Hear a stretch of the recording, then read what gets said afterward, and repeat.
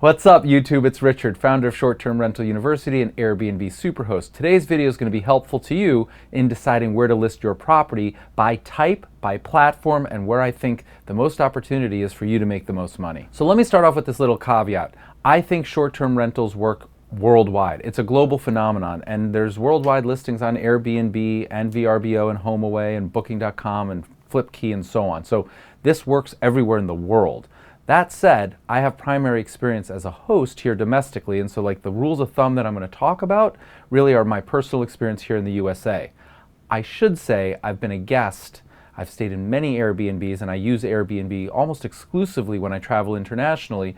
So there's a ton of demand for Airbnb worldwide, and don't let me deter you from listing your global place or your international place on Airbnb or HomeAway or anything else. So in order to try and make this as helpful as possible, I'm going to talk about 3 different ways to think about it. And it's basically the demographics of the people that you're attracting, the location of your property, and then the property type.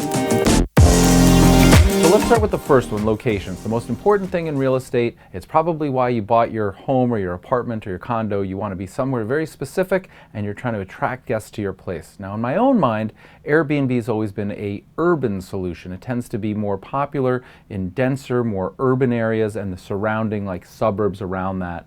And in my own mind, vacation rental by owner, VRBO or HomeAway, has always been a vacation owner in a vacation destination who's not using their vacation home and wants to monetize it, and they would like to attract other vacation people to that location. In urban areas, Airbnb is much more successful for me. In fact, it's the only platform I list. I'm busy enough, and I have never even put an urban apartment on VRBO. Maybe I should, maybe I will at some point in the future, but right now it's doing just fine on Airbnb, and it makes my life really easy. It's clean, it's convenient, and I'm busy, so that's fine. I have other properties that are vacation homes of mine. I have one in Colorado and I have one in Alabama, and there I list on both properties, and I do get some business on Airbnb, but it's maybe 25%, which means the vast majority of my income in those vacation markets comes from vacation families looking to rent my vacation home, and about 75% of my income comes from HomeAway. Let's turn to property type. Look, if you have a shared space, that's really the bread and butter of Airbnb and the way they launched and originated, and I think you can actually rent some shared spaces on HomeAway, but I think that's the exception and not the rule. So by and large, if you're sharing a space, I think Airbnb is the go-to, because I think people that are looking to share homes and spaces are going to default to Airbnb. Now, what if you have a single family home and you're renting that entire property out? Which is better, Airbnb or VRBO/HomeAway? And in my personal experience, again, when it's a vacation rental in a single standalone home, turns out that those homes have typically been rented for a far longer period of time using the traditional incumbent, which is VRBO or HomeAway, and so the edge goes to that.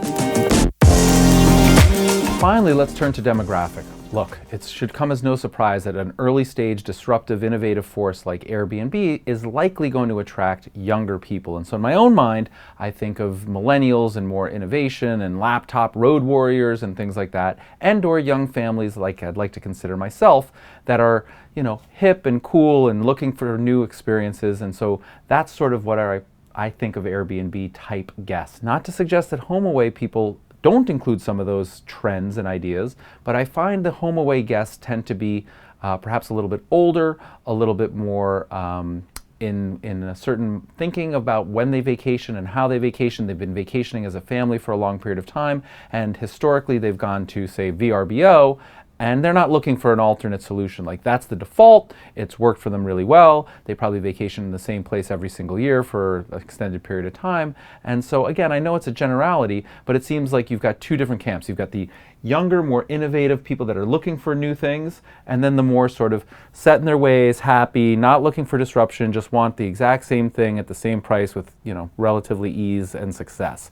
And so that's the way it's turned out for me also. I tend to find I have younger, more dynamic people. They're visiting me in more urban areas. They're looking on Airbnb. They like the user experience. They like the feedback loop with the reviews. They like the app, and that tends to be Airbnb.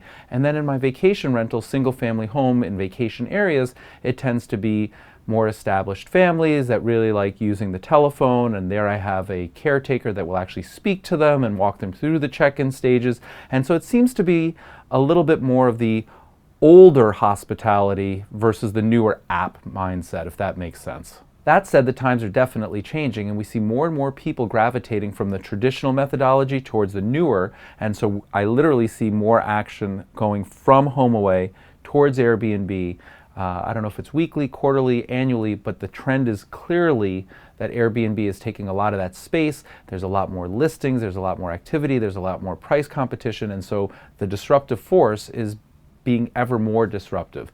So I would encourage everyone, no matter where you are in the world, no matter what you've done in the past, to at least add Airbnb. Again, it's a completely free option. They don't charge for the listing, so you have absolutely nothing to lose but your time, and you have everything to gain, whether it's a slot that you wanted to fill in your calendar, whether it's more income, whether it's a better user experience. I personally find transacting on Airbnb much easier and simpler. I like their tax reporting. It's disruptive and innovative in a good way. And I like that, and so do many of my guests. I think if you haven't listed on Airbnb, you owe yourself the opportunity to try and make your life a little better and easier and maybe more profitable. Think about your location, think about the demographics of the people that you're trying to attract, and think about like the type of property that you have, and then start there. So for instance, if you've got a vacation rental and you only use it a couple of weeks a year and it's a vacation location, and you think 60-year-old families with their kids are going to come stay there, maybe start with VRBO or HomeAway. And likewise, if you've got a one-bedroom in downtown hip urban area where it's close to restaurants and clubs and so on and so forth, and pick a city, any city, maybe start with Airbnb. And then as you build up your business and you get a little bit more hosting experience and you want to start to maximize your revenue, try them on both. Keep them both live. Just make sure you sync your calendars and you don't double book, which is a very common mistake when people first get started on multiple platforms. So just avoid it. But get started, try them both, and I hope you found this video helpful. If you have, please leave your comments and your questions below. Where do you link? What's the percentage of revenue that you get from Airbnb versus VRBO, and like what property type, demographics, and location are you in? Let's just share it. Let's get it out there. In the meantime, happy hosting. I hope you liked the video, and I would ask that you please subscribe to the channel. Thanks so much. Have a great day.